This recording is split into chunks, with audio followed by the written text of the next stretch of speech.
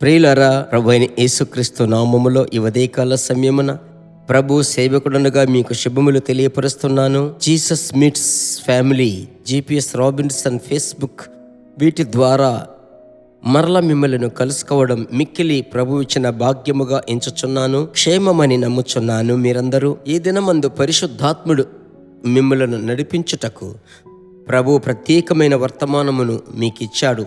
దానిని మీతో పంచుకొని ఈ క్లుప్త సందేశం ప్రార్థనతో ముగించబోతున్నాం. మర్చిపోకూడదు, వాక్యం విని ప్రార్థించి ఈ క్లుప్త సందేశము లేదంటే ఈ షార్ట్ మెసేజ్ అనేక మంది దేవుని బిడ్డలకు మర్చిపోకుండా మీరు పంపించాలి. వాక్యములోనికి వెళ్దాం. యోహాను వ్రాసిన సువార్త 20వ అధ్యాయము 25వ వచనము. తక్కిన శిష్యులు మేము ప్రభువును చూచితిమని అతనితో చెప్పగా అతడు, నేనాయన చేతులలో మేకుల గుర్తును చూచి నా వ్రేలు ఆ మేకుల గుర్తులో పెట్టి నా చెయ్యి ఆయన ప్రక్కలో ఉంచితేనే గాని నమ్మనని వారితో చెప్పాను. ఈ మాట ఎవరు చెప్పారని మీకు తెలుసు. ఎలాగంటే మిగిలిన దేశాలు మర్చిపోతాయో లేదో మనం మర్చిపోలేం. ఇంకా చెప్పాలంటే ఆయా రాష్ట్రాలు మర్చిపోతారో లేదో మన తమిళ రాష్ట్రం మర్చిపోదు. ఆయనే అపోస్తలుడైన తోమా మాట చూడండి. ఇవన్నీ నేను చేస్తేనే, నా వ్రేళ్ళు పెడితేనే నేను నమ్మను అని అతనిలో ఒక స్టబన్ క్యారెక్టర్, ఒక స్ట్రాంగ్గా అంటున్నాడు. ఆ ధైర్యంగా చెప్తున్నాడు, నేను నమ్మను.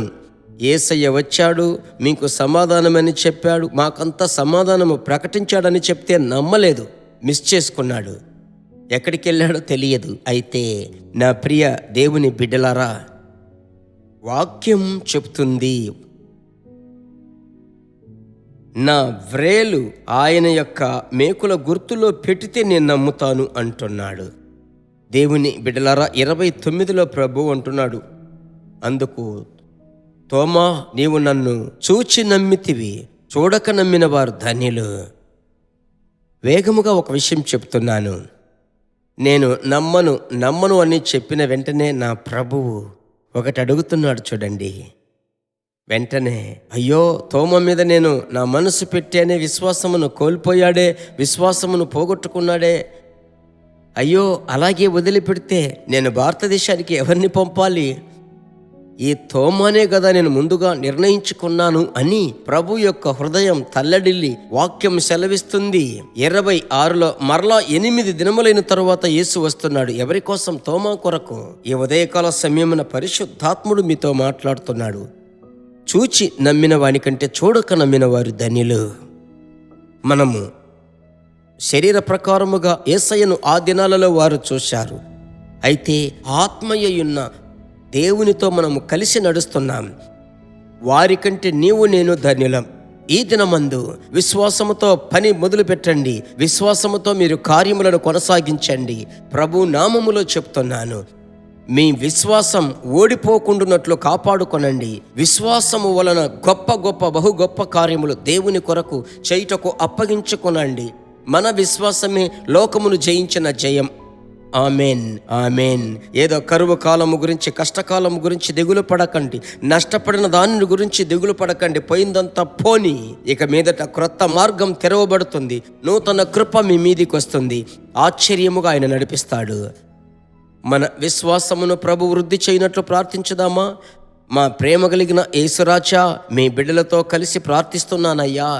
ఆ రోజు అపోస్తలులు ప్రభు అయిన యేసు యొద్దకు వచ్చి మా విశ్వాసమును వృద్ధి చేయుము అని ప్రార్థించారు, అడిగారు.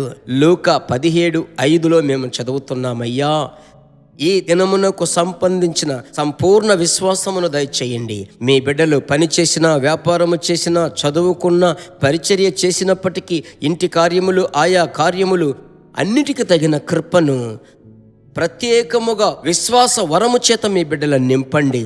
దినమంతా కృపగా నడిపించండి. యేసుక్రీస్తు నామములో ప్రార్థిస్తున్నాము తండ్రి, ఆమెన్. ప్రభువే మిమ్మలను కొలత లేకుండా ఆశీర్వదించునుగాక. God bless you.